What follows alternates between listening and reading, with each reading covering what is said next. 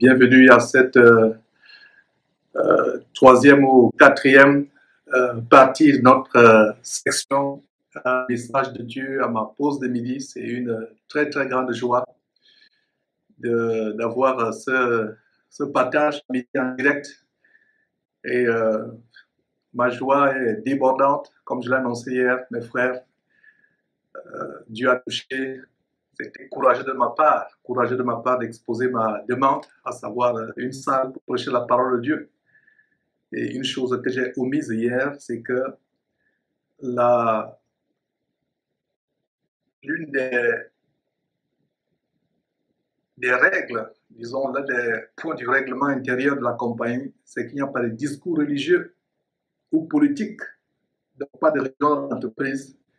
Donc Dieu a mis dans mon cœur le courage d'aller demander à la hiérarchie s'ils pouvaient me donner une salle de conférence pour prêcher la parole de Dieu à midi. Donc plus de bruit de voitures, de klaxons, plus de vent, plus de distraction des passants qui voient quelqu'un en train de prêcher la parole de Dieu en plein air. Donc c'est une très grande joie, mes frères. Ma joie est débordante et vous voyez comment Dieu peut changer les lois pour nous, pour son œuvre. Et un des principes de la compagnie, c'est que nous ne pouvons pas prêcher la parole de Dieu, nous ne pouvons pas avoir un discours religieux au sein de l'entreprise. Donc, comme je l'ai annoncé, nous allons partager un point, comment Satan est devenu Satan. Et en fait, nous allons nous pencher, mes frères et sœurs, sur un des plus grands mystères, qui existent dans le monde aujourd'hui et que les gens ont essayé de comprendre. Des chercheurs, des philosophes, les gens de ce monde ont essayé de passer ce grand mystère sans le comprendre avec grand succès. Mais nous rendons grâce à Dieu de ce que nous qui avons la révélation de Dieu, la révélation de Jésus-Christ, nous pouvons comprendre de grandes choses. Donc, l'un des plus grands mystères qui existent, donc, c'est comment le mal est arrivé dans le monde. Comment tout ce qui est mauvais, la méchanceté, les abominations, comment tout cela est arrivé dans le monde. Dans un monde qui a été créé par un Dieu parfait, par un créateur parfait. Un mystère sur lequel les gens se sont penchés. Comment la haine, comment les guerres, comment la famine, toutes sortes de choses, les meurtres, la mort, comment tout cela est arrivé à un monde aussi parfait qui a été créé. Et les gens se sont toujours posé la question à savoir pourquoi Dieu a permis toutes ces choses. Pourquoi Dieu a permis que le mal existe. Pourquoi il y a tellement de méchanceté dans le monde avec toutes ces abominations. Pourquoi le cœur des gens est rempli de méchanceté. Donc pourquoi un Dieu si parfait a permis de telles choses. Et il y a même des gens qui sont athées, c'est-à-dire qu'ils ne croient pas que Dieu existe. Parce que selon eux, si Dieu existait, pourquoi il y aurait les famines, les maladies, des pays qui sont plus pauvres que les autres, pourquoi il y aura tout cela. Il y a donc des gens qui sont athées parce qu'ils ne pensent pas que Dieu existe avec toutes ces mauvaises choses, avec toutes ces abominations. Donc voilà, la section d'aujourd'hui va se pencher à répondre à ces quelques questions et aussi à vous montrer comment Satan est devenu ce qu'il est aujourd'hui, comment il est devenu Satan. Et laissez-moi commencer, mes frères et sœurs, par vous dire que de toutes les créatures que Dieu a créées, seuls les hommes et les anges ont été créés avec une conscience. Ce sont les seules créatures de Dieu. Les hommes et les anges sont les seules créatures de Dieu que Dieu a créées avec le libre arbitre, c'est-à-dire la volonté de choisir leur voie, la volonté de choisir s'il faut l'adorer ou de ne pas l'adorer, la volonté de choisir s'il faut lui obéir ou de ne pas lui obéir, l'adorer volontairement ou de ne pas lui obéir volontairement. Nous avons par exemple d'autres créatures que Dieu a créées, telles que les planètes, les montagnes, les arbres, les rivières, les fleuves, les fleurs, etc., etc. Les animaux aussi, qui ont été créés non pas avec cette même attitude.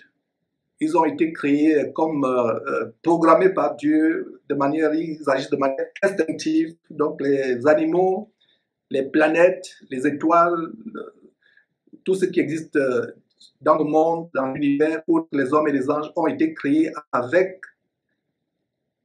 une sorte de programmation divine. Les planètes et autres n'ont pas la capacité de choisir. Les étoiles, par exemple,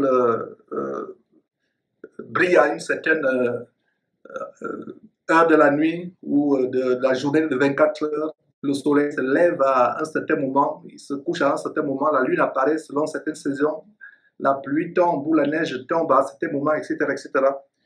Les planètes, par exemple, tournent autour du soleil avec un planning, un timing que Dieu lui-même, un timing parfait, un planning parfait, un timing parfait que Dieu lui-même a arrêté, a établi, et elles ne peuvent pas se départir, se détourner de ce timing, et elles le font depuis l'éternité.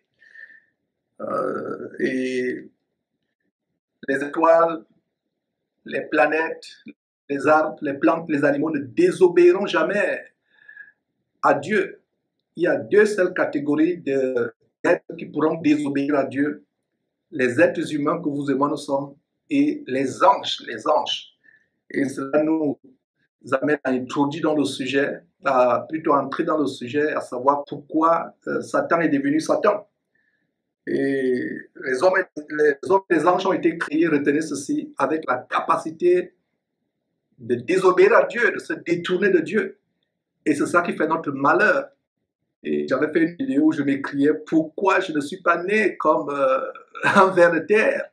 Le ver de terre va obéir à Dieu sans rien.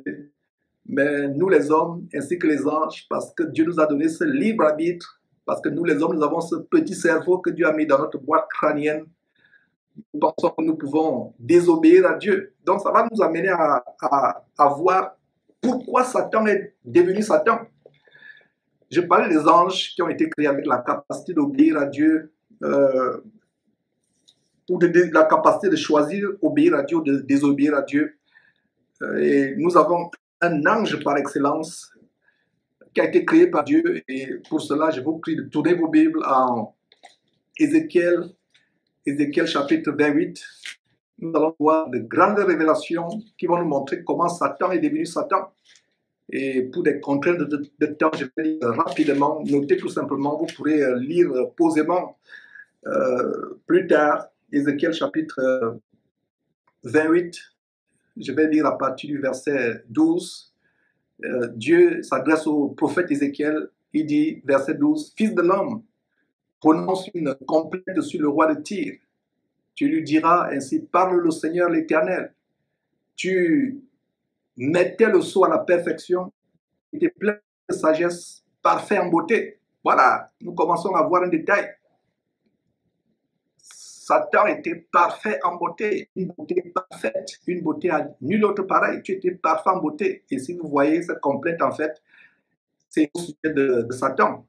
On a d'ailleurs étudié ces choses par le passé, et je crois que l'étude au royaume de Satan, je ne sais pas si c'est encore disponible, vous pouvez aller suivre. Donc, verset 13, verset 12 encore, « Fils de l'homme, prononce une complainte sur le roi de Tyr, tu lui diras, ainsi parle le Seigneur l'Éternel, tu mettais le sceau à la perfection.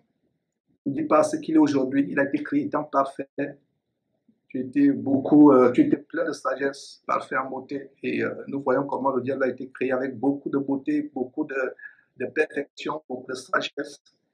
Et il a dit, tu étais en Éden, le jardin de Dieu. Voilà une bonne révélation. Et si vous allez voir l'étude qu'on a faite en Genèse, vous voyez comment le diable a tenté en Éden Adam et Ève. Il a provoqué leur chute et leur mort. Et donc voilà la révélation ici qui nous montre au verset 13, Ézéchiel chapitre 28, tu étais en Éden, le jardin de Dieu.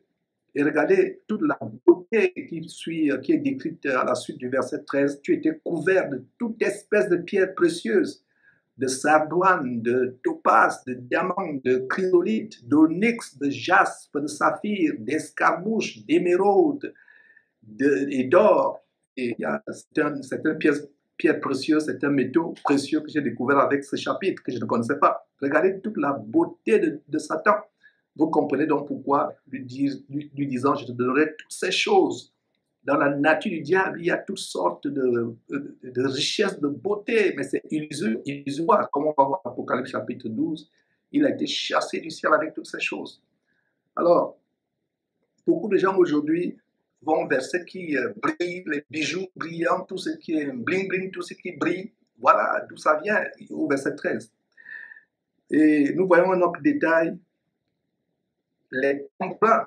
Le verset continue en disant, les tambourins et les flûtes étaient à ton service, préparés pour le jour où tu fus créé. Voilà un détail qui nous montre que le diable était un expert en musique. Le diable le Satan étant au ciel avant sa chute, était le chef de l'orchestration de la louange divine. Il était en quelque sorte un maestro, un chef d'orchestre. Vous avez vu plus haut, parfait en beauté. Et donc voilà tous ces atouts, ces qualificatifs qui ont amené le diable à tomber. Et on va voir comment il est tombé. Et c'est comme ça que beaucoup de gens aujourd'hui, même chrétiens, tombent. Et il n'y a rien de nouveau sous le soleil. Ils tombent à cause de quoi? Et je peux déjà vous résumer cela.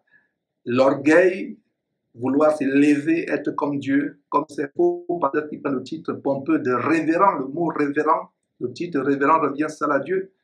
Et il prend le titre de révérend. Ça ne me surprendrait pas que dans quelques années, si le Seigneur Jésus ne revient pas, que certains pasteur pour le nom d'Éternel, vous allez voir Éternel tel, Éternel tel. Ça peut vous faire sourire ou ça peut vous choquer, mais c'est déjà choquant pour un pasteur de prendre le nom de révérend. Alors, ça ne me surprendrait pas si dans quelques jours, il prend le nom d'Éternel, Éternel tel, Éternel tel. Le nom de révérend ou le nom d'Éternel revient à notre grand Dieu. Et on va voir comment Satan a chuté avec... il a eu le cœur rempli d'orgueil. Il a choisi de désobéir à Dieu. Il pensait qu'il pouvait devenir Dieu. Alors, tu étais en Éden, le jardin de Dieu. Tu étais couvert de toute espèce de pierres précieuses de Satan. On a lu cela. Donc, on voit comment les tambourins et les flûtes étaient à ton service, préparés par qui? Par Dieu, pour le jour où tu fus créé. Et voilà une révélation ici au verset 13 à la fin. Le diable fut créé. Mes frères, j'aimerais adorer le créateur et non la créature. Voilà la révélation que le diable fut créé. Quand je pense comment les gens vont après Satan pour l'adorer, il fut créé. Il fut créé. C'est une créature. C'est pour cela qu'il amène les gens à adorer les idoles, tout ce qui est créé. Et si vous adorez tout ce qui est créé, vous suivez la voie de Satan. Lui-même, il a été créé et il veut que vous l'adoriez au lieu d'adorer le Créateur. Donc, voilà la révélation. Il fut créé. Donc, nous avons la révélation que le diable fut créé. Et c'est une grande révélation. J'aimerais plutôt que nous adorions un Dieu qui est éternel, qui n'a pas été créé par qui que ce soit, qui existe de toute éternité. Il n'est créé par personne. Il est le créateur de toutes choses. Personne n'a créé. J'aimerais adorer un tel Dieu. Et c'est le Dieu que j'adore. Et puisse ces paroles augmenter la foi dans votre cœur, savoir que vous avez un Dieu merveilleux qui est le créateur de toutes choses, qui a créé Satan. Donc, une autre bonne nouvelle, c'est que Satan a été créé. Et si vous croyez en Dieu et à son Fils Jésus-Christ, le diable ne peut rien faire contre vous, ne peut rien vous faire. Parce qu'il est la créature comme vous. Vous avez le pouvoir au nom de Jésus-Christ sur Satan. Alors le verset 14 nous donne une autre révélation. Tu étais un chérubin protecteur, aux ailes déployées. Je t'avais placé et tu étais sur la montagne sainte, sur la sainte montagne de Dieu. C'est Dieu qui l'avait placé, Dieu l'a créé, Dieu a fait de lui un chérubin protecteur. Donc c'était quelqu'un de tellement puissant, il avait les ailes déployées. Regardez toute la beauté, la magnificence de Satan. Et c'est ce qui va entraîner sa chute. La Bible dit, l'orgueil précède la chute, l'humilité précède la gloire. Donc quand vous voyez ces soi-disant chrétiens, et même certains soi-disant dirigeants chrétiens qui sont enflés d'orgueil, ils se prennent pour des rois, ils se prennent pour je ne sais pas quoi, pour des rois de l'air, pour des petits dieux. C'est la voie de Satan. C'est la voie de Satan. C'est pour ça que cette exhortation de ces médias, à savoir comment Satan est venu, Satan, nous montre comment nous devons éviter la voie que Satan a prise. La voie de l'orgueil, la voie de vouloir détruire Dieu, de vouloir arracher la gloire à Dieu, la voie de vouloir se comparer à Dieu. Et n'oubliez pas ce verset qu'on a vu lors d'une émission en direct depuis le studio, qui est dans Ésaïe chapitre 42, verset 8, qui dit « Je suis l'Éternel, c'est là mon nom, et je ne donnerai pas ma gloire à un autre. Donc, un des noms de Dieu, c'est l'Éternel. Comme je disais tout à l'heure, ça ne me surprendrait pas que dans quelques années, ces faux pasteurs prennent le nom d'Éternel tel, Éternel tel, Éternel tel, parce qu'ils prennent déjà un autre nom de Dieu. Dans le livre de Psaume en anglais, Psaume 111, je crois, verset 9, Psaume 111, verset 9, c'est révérend. Alors, nous voyons dans ce verset comment tu étais un chérubin protecteur, verset 14, aux ailes déployées, je t'avais placé et tu étais sur la montagne sainte de Dieu, tu marchais au milieu des pierres étincelantes, regardez toute la beauté de Satan, tout l'éclat, la magnificence. Voilà, et nous voyons un autre détail au verset 15, tu as été intègre dans tes voies. Mes frères et sœurs, voilà une révélation. Pouvez-vous imaginer que le diable a été intègre un jour? Il a été intègre un jour. C'est vraiment une très, très grande joie. Il a été intègre. Est-ce que vous pouvez vous l'imaginer? Il a été intègre un jour. Tu as été intègre dans tes voies depuis le jour où tu fus créé, jusqu'à celui où l'iniquité a été trouvée chez toi. Donc, le diable était intègre.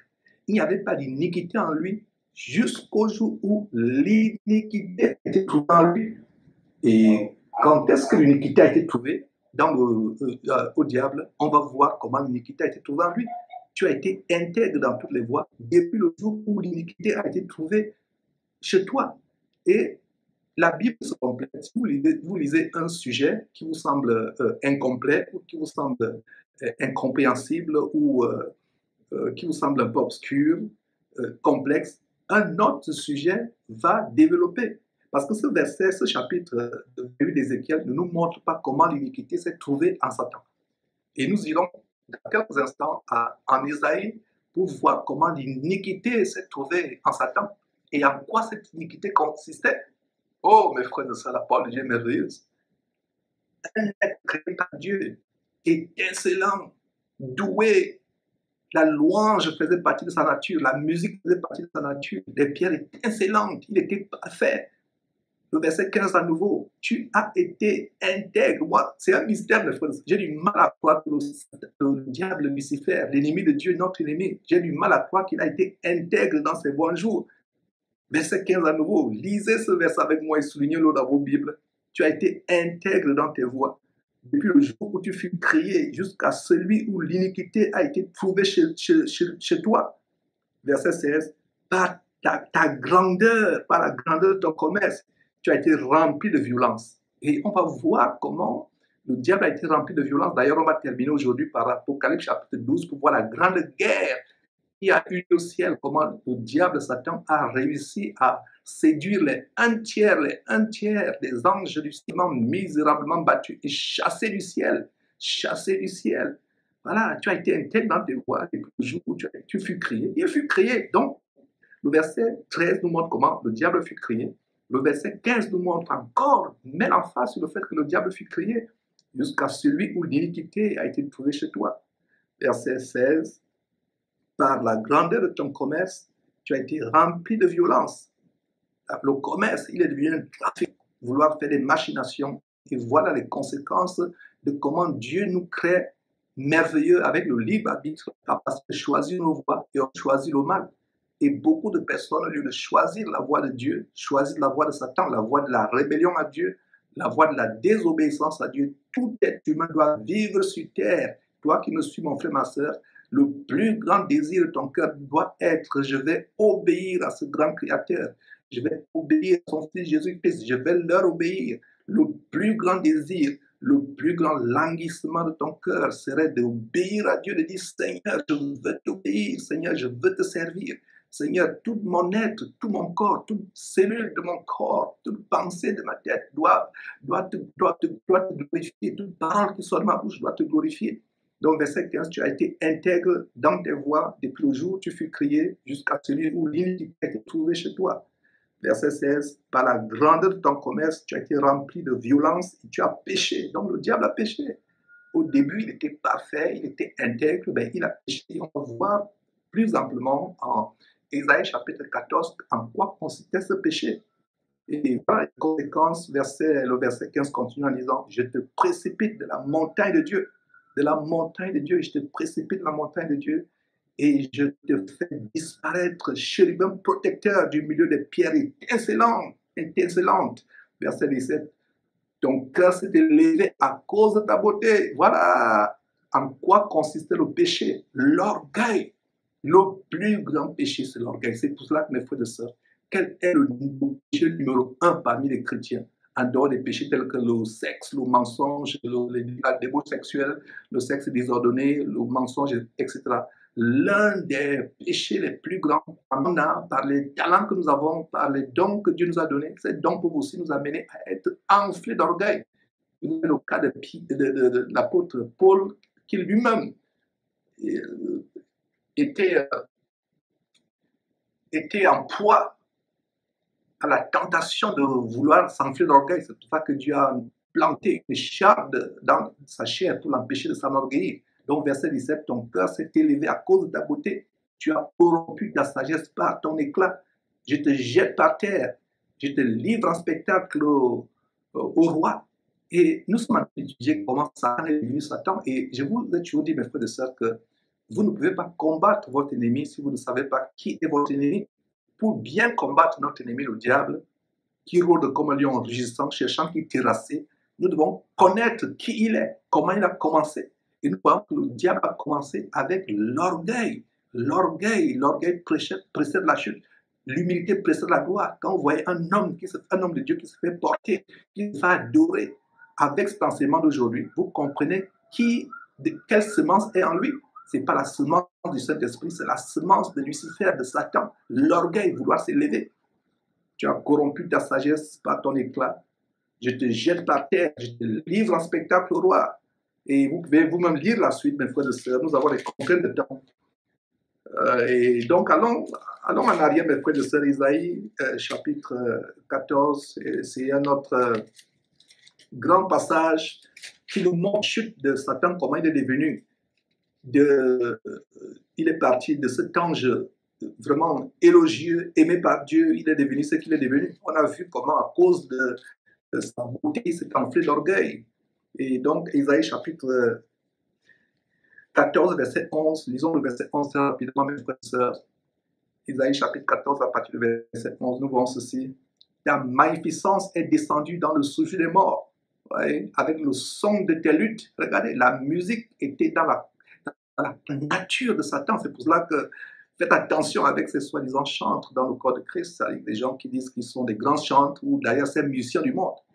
Les musiciens les plus talentueux dans le monde, c'est les musiciens, c'est les gens qui ont offert leur âme à Satan. Satan connaît la musique, il séduit beaucoup de personnes par la musique. Ce n'est pas le sujet de parler de ces choses aujourd'hui. On pourra passer des heures et des heures pour montrer comment la musique est l'une des plus grandes armes de Satan pour détruire les chrétiens, notre arme étant le sexe. Donc défiez-vous de ces chantres soi-disant qui ne sont que des agents de Satan, conscients ou inconscients, volontaires ou involontaires.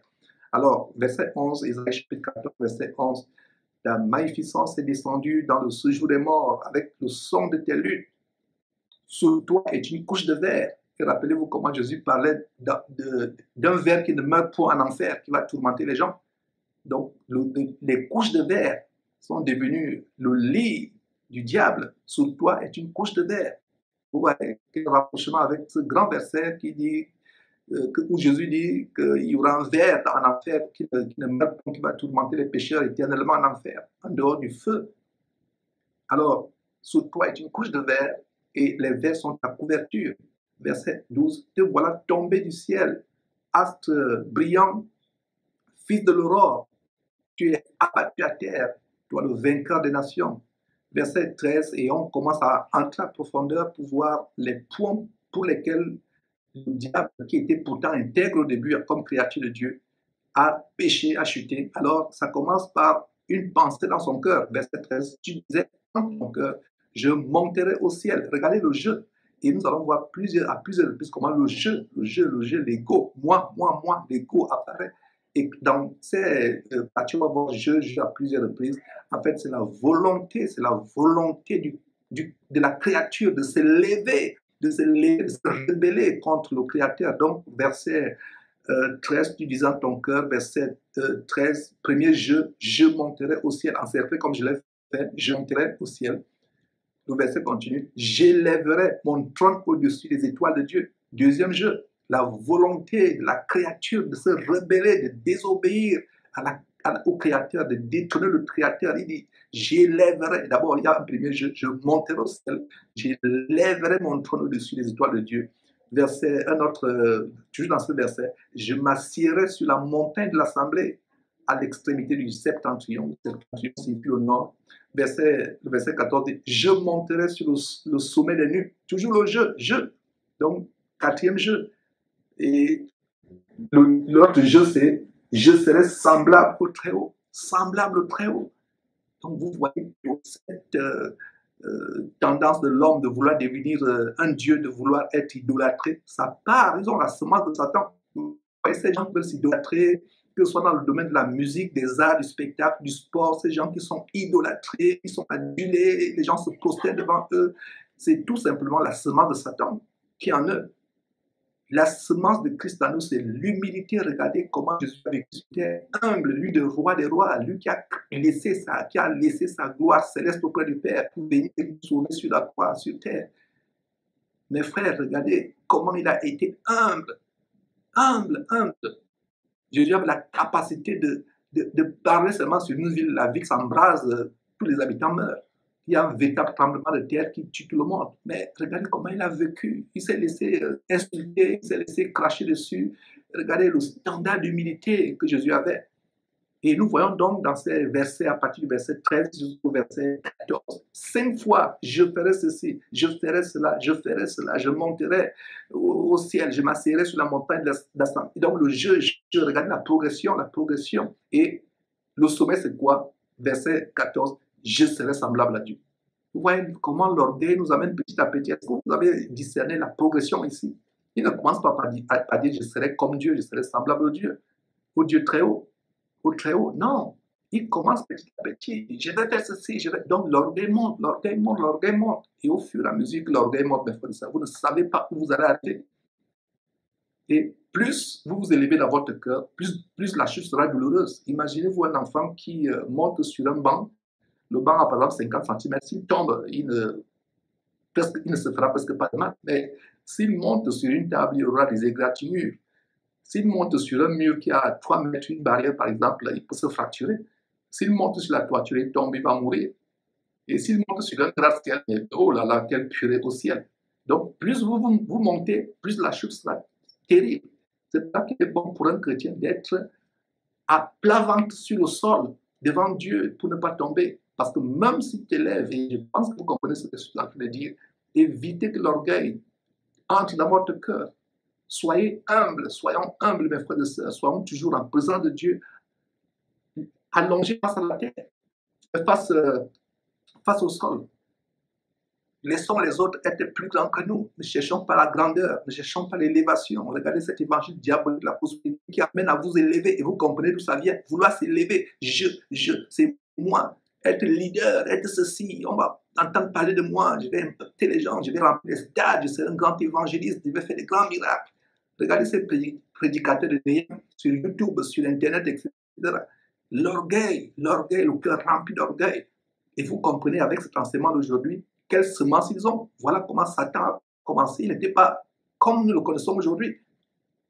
Vous voulez, et au final, vouloir détourner Dieu. C'est pour cela que Satan passe dans la vie de beaucoup de personnes comme étant Dieu. Et grâce soit rendue à Dieu pour ces enseignements qui nous révèlent de grandes choses. Verset 15. Mais tu as été précipité dans le séjour des morts, dans les profondeurs de la fosse. C'est ceux qui te voient fixent sur toi le regard. Et vous pouvez vous-même lire la suite, mes frères. Terminons avec Apocalypse chapitre 12 qui confirme ce qu'on a vu en Ézéchiel chapitre 28, à savoir que le cœur de Satan a été rempli de violence. Rempli de violence. Donc Apocalypse chapitre 12 à partir du verset 7, et la parole de Dieu appelle le dragon. Donc faites attention quand vous avez des objets dans vos maisons qui ont le symbole du dragon, soit un sac de riz, soit même une lotion, un shampoing ou une crème avec les symboles du dragon ou avec le mot dragon, que ce soit des t-shirts avec les symboles, faites attention. Le dragon, c'est le symbole du diable. Le diable, dans verset 7. Et nous avons une grande révélation qui montre comment le diable, non seulement il a voulu prendre la place de Dieu, mais il a été rempli de violence au point de déclencher une mutinerie dans le ciel, une guerre, un véritable coup d'état céleste pour détrôner Dieu. Verset 7, Apocalypse 12, verset 7. Et il y eut guerre dans le ciel. Michel et ses anges combattirent contre le dragon. Voilà, le dragon. Et le dragon et ses anges combattirent, mais ils ne furent pas les plus forts. Et leur place ne fut pas trouvée dans le ciel. Et verset 9, donc Michel, le commandant en chef de l'armée de l'Éternel. Vous voyez aujourd'hui, c'est un faux pasteur qui prend le nom de général de l'armée de Dieu. Voilà, voilà le nom du général de l'armée de Dieu, Michel. Michel et ses anges combattirent. Donc, ces gens qui disent qu'ils sont généraux de Dieu, Dieu n'a pas deux généraux. Dieu a un seul général de son armée céleste, c'est qui? C'est Michel. Donc, si ton pasteur s'appelle général de Dieu, oh, mon frère, fuis-le comme la mort. Et fasse son contact de YouTube, le WhatsApp, fuis-le comme la mort. Parce qu'il a la semence de Satan qui veut se lever, qui veut détrôner Michel. Michel et ses anges. Un seul, Michel et qui? Et ses anges. Donc, Michel dans la Bible est le chef de l'armée. Voilà, le général de Dieu, le chef de l'armée de Dieu. Donc, il y a eu guerre dans le ciel. Michel et ses anges combattirent contre le dragon et le dragon et ses anges combattirent. Verset 8, mais ils ne furent pas les plus forts et leur place ne fut pas trouvée dans le ciel. Verset 9, il fut précipité le grand dragon, le serpent ancien appelé le diable et Satan, celui qui séduit toute la terre. Il fut précipité sur la terre et les anges furent précipités avec lui. Et voilà une autre relation, comment Satan, depuis Satan, comment il s'est retrouvé dans ce monde, sur la terre. Il y a des gens qui disent, genre, tu vois le diable partout, tu vois le diable partout. Voilà un bon verset pour leur fermer la bouche, en leur disant, c'est normal que je vois le diable partout, parce qu'il a été précipité avec un tiers des anges du ciel. Imaginez-vous, un tiers des anges du ciel, c'est des myriades et des myriades et des myriades et des myriades. Certains anges sont déchus, sont enchaînés, les anges déchus sont enchaînés, d'autres, c'est une catégorie de démons, c'est des mystères sur lesquels je ne viendrai pas parce que c'est des mystères, c'est caché à Dieu. Mais aujourd'hui, les myriades et des myriades et des myriades de démons avec le monde, ils sont où? Sur la terre. Donc, ces gens qui disent que genre, tu vas le dire partout, c'est normal. Regardez le verset. Verset 9. Et il fut précipité, le grand dragon, le serpent ancien, appelé le diable. Voilà d'autres noms, le serpent ancien. Donc, tous ceux qui adoptent les serpents, vous voyez les gens, les stars avec les serpents au cou. Les frères, le serpent, c'est un animal qui symbolise le diable. Il fut précipité sur la terre et ses anges furent précipités avec lui. Ses anges, c'est à lui, les un tiers du ciel. Il fut précipité, verset 10, et j'entendis dans le ciel une voix forte qui disait, maintenant, le salut, maintenant le salut est arrivé, et la puissance et le règne de notre Dieu et l'autorité de son Christ, car il a été précipité, l'accusateur de nos frères. Celui qui les accusait devant notre Dieu jour et nuit. Nous continuons en disant, verset 11, et ils l'ont vaincu à cause du sang de l'agneau. Belle révélation. Nous avons vaincu Satan. Mon frère, ma soeur, n'aie plus peur des démons, n'aie plus peur de Satan. La vérité, c'est que tu as vaincu à cause du sang de l'agneau, Jésus-Christ. Tu as vaincu Satan à cause du sang de l'agneau et à cause de la parole de leur témoignage. Et ils n'ont pas aider leur vie jusqu'à craindre la mort. Et regarde le verset terrifiant, verset 12, c'est pourquoi il y a une partie tellement merveilleuse qui doit nous remplir de réjouissance, mais il y a une partie terrifiante. Donc ce verset a deux parties. Partie A, un sujet de joie pour nous qui sommes en Christ. Partie B, un sujet de terreur pour ceux qui ne sont pas en Christ. Verset 12, c'est pourquoi réjouissez-vous, cieux, et vous qui habitez dans les cieux, réjouissez-vous. Est-ce que vous savez que vous et moi, nous habitons déjà spirituellement dans les cieux? Nous sommes citoyens du ciel, nous sommes plus sur cette terre. Notre cité à nous est dans le ciel, dit les Épîtres. Nous sommes citoyens du ciel, donc nous nous réjouissons, nous qui, bien que physiquement étant sur terre, cette carapace que nous portons, c'est un volume corporel, mais spirituellement, nous sommes assis à la droite de Dieu dans les lieux célestes. Donc c'est pour ça que ce verset dit, réjouissez-vous cieux, vous qui habitez dans les cieux. Et le verset dit, mais malheur à la terre et à la mer, car le diable est descendu vers vous, animé d'une grande colère, sachant qu'il a peu de temps. sachant qu'il a peu de temps, il reste peu de temps, mes frères et sœurs, et le temps ne fait que s'accélérer. Et je croyais que j'étais la seule personne qui avait remarqué que le temps accélère terrible. Et il y a d'autres personnes qui se rendent compte de cela. Vous avez des collègues qui se disent, mais qui ne sont pas chrétiens, qui disent, mais vraiment, je ne comprends pas. Une journée de 24 heures est devenue comme 4 heures de temps. Aussitôt que vous êtes réveillé, c'est déjà la fin de la journée. Il reste peu de temps. C'est l'occasion, si tu suis cette vidéo par hasard, il n'y a pas de hasard avec Dieu, c'est que Dieu a voulu que tu l'écoutes cette vidéo. C'est parce que Dieu voulait que tu te réveilles, tu te relèves, relève-toi d'entre les morts, recherche le Seigneur Jésus-Christ. Va à lui, change de vie, repens-toi de ta vie passée, repens-toi de ta vie de rébellion. Voilà comment nous avons vu comment le diable, Satan, s'est rebellé, il s'est rebellé. Il n'était pas comme ça au début. Voilà comment Satan est devenu Satan. Mes frères et sœurs, plus densément nous encourager à rechercher l'humilité, à fuir la grandeur, à rechercher l'obéissance de Dieu comme un plus grand trésor, la crainte de Dieu comme un plus grand trésor. Vous connaîtrez la vérité vous affranchira, mes frères.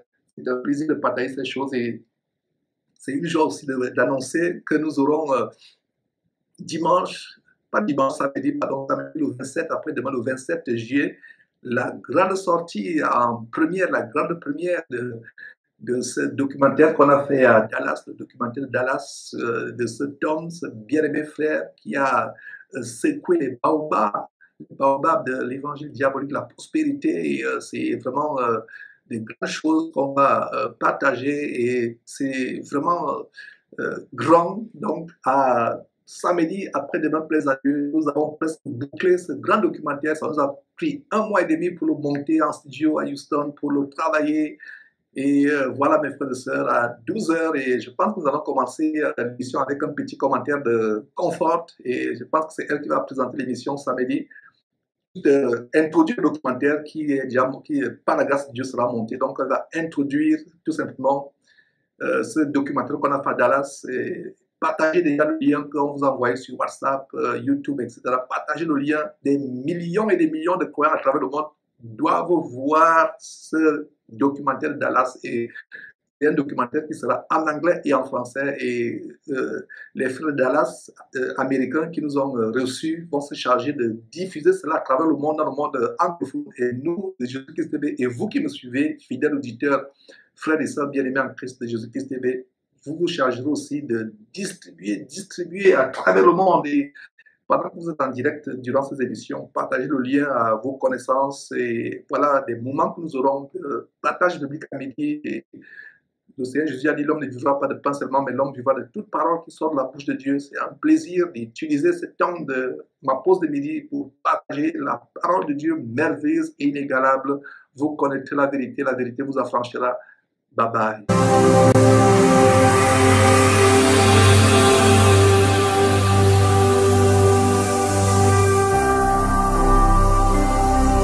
Jésus-Christ TV, vous connaîtrez la vérité et la vérité vous affranchira.